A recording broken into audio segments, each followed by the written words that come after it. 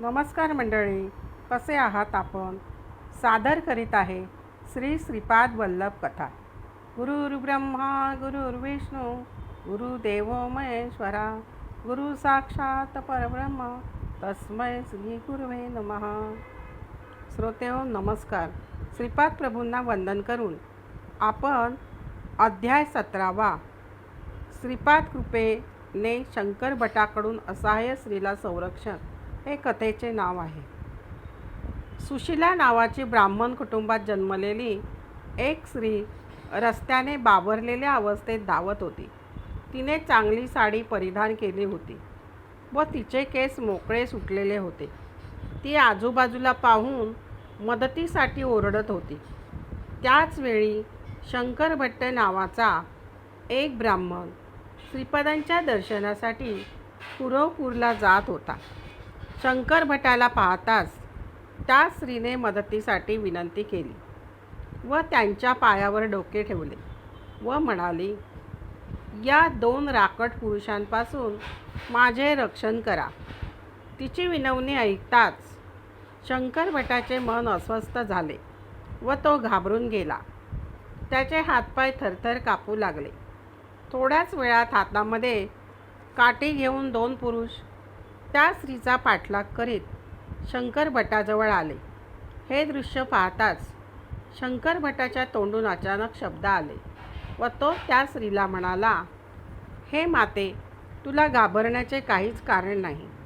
या दुष्टांपासून माझे गुरु श्री श्रीपाद वल्लभ नक्कीच तुझे रक्षण करतील. तू घाबरू नकोस, उठ, उभी राहा. हे शब्द त्या पुरुषांनी ऐकताच त्यांना जोर आला. हा कोण या स्त्रीला वाचवणारा? आणि ते दोघे शंकर भटाला म्हणाले, हे ब्राह्मणा, तू या स्त्रीला मदत करू नकोस, नाहीतर तिच्याबरोबर तुलाही आम्ही मारून टाकू. हे शब्द शंकर भटाच्या कानावर आदळले.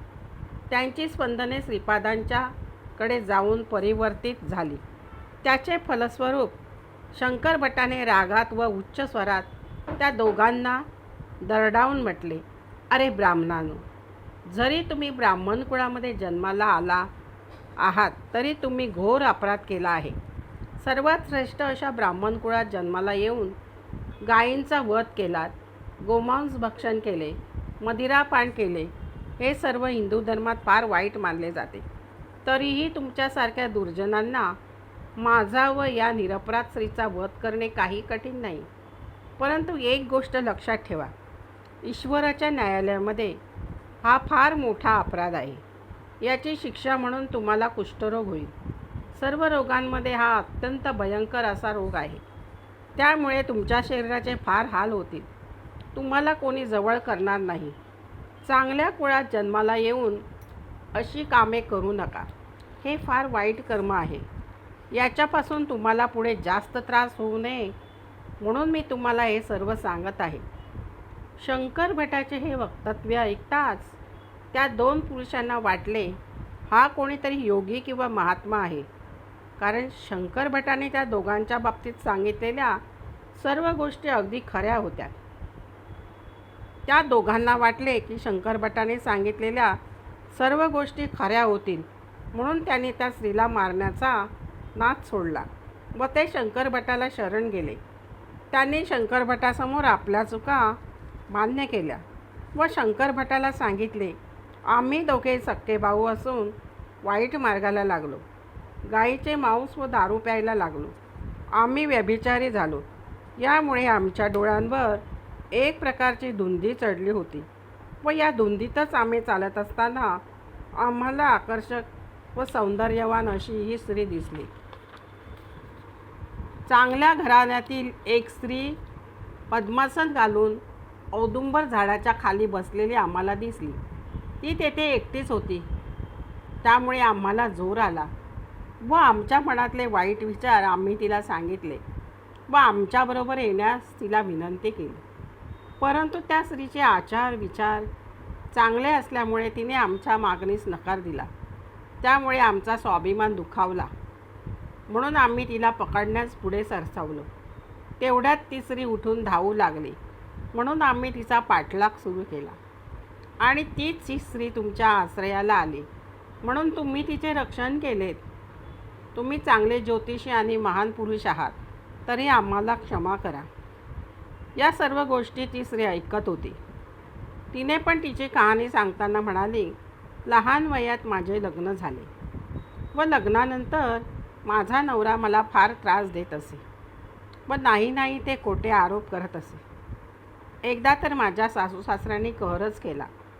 गावात आलेल्या एका ज्योतिष मांत्रिकाला आमच्या घरी बोलावले व त्याला माझ्याबद्दलच्या सर्व गोष्टी सांगितल्यावर तो ज्योतिषी माझी कुंडली मांडून चित्रविचित्र अशी पूजा करून माझ्या सासू सासऱ्यांना व पतीला म्हणाला, ही स्त्री नीच कुळात जन्मलेली असून तिने बरीच वाईट कर्म केलेली आहे. त्यामुळे तुम्हाला सर्वांना त्याचा त्रास होतो आहे. तिच्यामुळे तुमच्या मुलाला नपुसंकत्व आलेले आहे. जर घरातील सर्व दोषांचे निवारण करायचे असेल तर त्या स्त्रीला घराच्या बाहेर काढावे लागेल. त्यानंतर तुम्ही घरात जी काही पूजा अर्चा विधी कराल त्याचे चांगले फळ तुम्हाला मिळेल. नंतर तुमच्या मुलाचे दुसरे लग्न लावून द्या. त्यामुळे तुमच्या मानसिक प्रवृत्तीत सुधार होऊन ते दोघे सुखात नांदतील. सासू सासऱ्यांचा मांत्रिकावर जबरदस्त विश्वास असल्यामुळे त्यांनी मला ताबडतोब घराच्या बाहेर काढले. म्हणून मी माहेरी जाण्यासाठी निघाले. मी तरुण असून रस्त्याने एकटीच जात असल्यामुळे वाटेने जाणारे लोक माझ्याबद्दल तर्कवितर्क करू लागले. मांत्रिकाने ते पाहिल्यावर तो मांत्रिक माझ्या मागे लागला व त्याने गोड व सौम्य शब्दात माझ्याकडे कामवासनेची इच्छा प्रदर्शित केली. माझी सत्सद्विवेक बुद्धी जागृत झाली व मी मांत्रिकावर रागाने लाल होऊन त्याला म्हणाले, जर का पुढे येशील तर तुला मी मारीन. परंतु त्याची कामेच्छा प्रबळ असल्यामुळे तो माझ्याकडे वाईट नजरेने पाहू लागला. म्हणून मी तेथे असलेला दगड उचलून त्याच्या डोक्यावर मारला, कारण शीलरक्षणासाठी माझ्याकडे दुसरा पर्यायच नव्हता. त्या मारामुळे तो ब्राह्मण मरण पावला. माझ्या हातून ब्राह्मण हत्या झाली होती व त्यात मी एकटी असल्यामुळे फार घाबरलेली होती. कशीबशी मी तेथे जवळच असलेल्या एका औदुंबर वृक्षाखाली आश्रयास आले.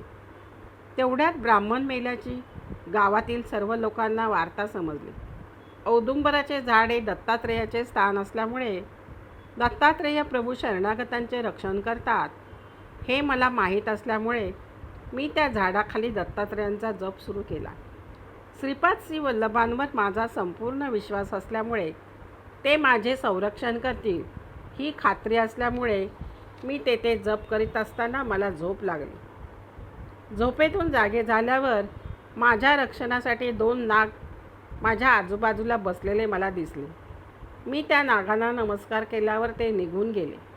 तेवढ्यात हे 2 पुरुष माझ्या मागे लागले व श्रीपादांच्या कृपेने तुम्ही माझे रक्षण केले.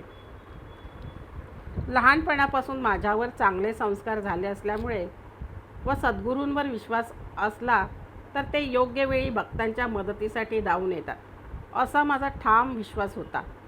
असे सांगून ती सुशीला नावाची स्त्री म्हणाली, शंकर भट्ट व ते राकट पुरुष हे चौघेजण मिळून पुरवपूरला जाण्यास निघाले. वाटेत त्यांना नामानंद स्वामींचा आश्रम लागला.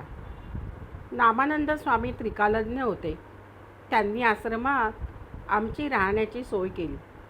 आश्चर्याची गोष्ट म्हणजे श्रीपाद श्री वल्लभांनी नामानंद स्वामींना स्वहस्ते जेवू घातले होते. तेव्हा त्यांची योग्यता फार मोठी असल्यामुळे सुशीलेने त्यांना विचारले, या संकटापासून माझी सुटका कशी बरं करून घ्यावी. त्यावर नामानंद स्वामी सुशीलेला म्हणाले, आत्मा हा चिरंतर असतो. त्याला जन्म वा मरण नाही. त्याच्यावर अग्नी किंवा वाऱ्या पावसाचा काहीच परिणाम होऊ शकत नाही.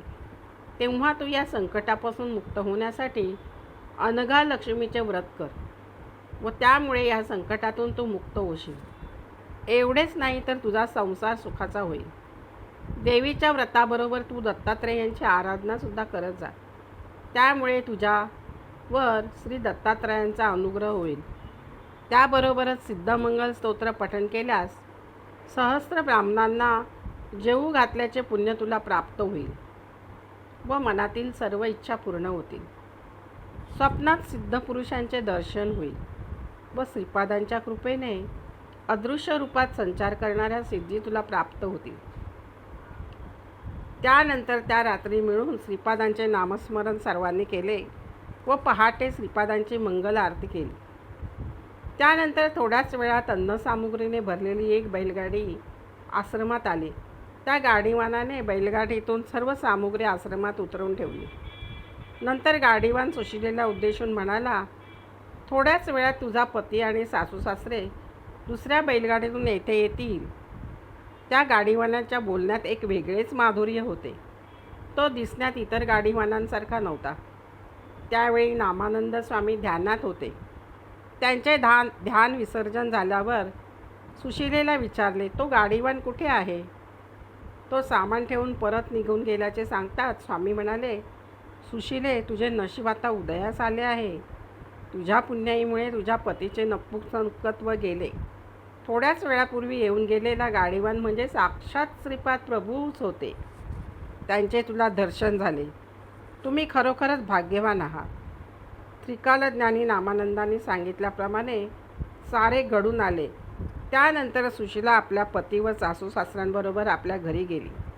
असो परमार्थो वा संसारू, असो परमार्थो वा संसारू, जेथे सद्गुरू कर्णधारू, जेथे सद्गुरू कर्णधारू, तोची तारू पैल पारू, तोची तारू पैल पारू, नेऊनी उतार लावील, नेऊनी उतारू लावील. अनघा लक्ष्मी म्हणजे अनघ, महासरस्वती, महालक्ष्मी, महाकाली या तिघी मिळून झालेल्या अनघा लक्ष्मी. प्रत्येक महिन्यातील कृष्ण अष्टमीस अनघा लक्ष्मीचे व्रत करावे, पूजा अर्चा करावी. यामुळे आपण केलेल्या पापांची तीव्रता कमी होते.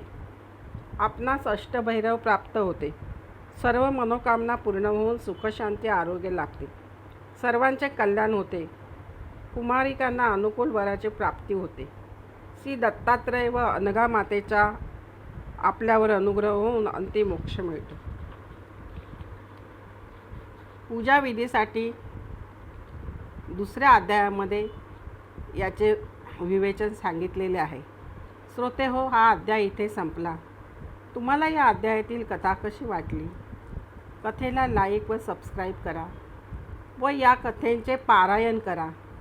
कारण श्रीपाद प्रभू हे आपणास खूपच आपल्या अडचणी व आपल्या संसारात येणारे सर्व ज्या काही संकटे वगैरे असतात ते दूर होण्यास मदत होते. श्रोते हो, माझ्या कथा ऐकल्याबद्दल खूप खूप धन्यवाद.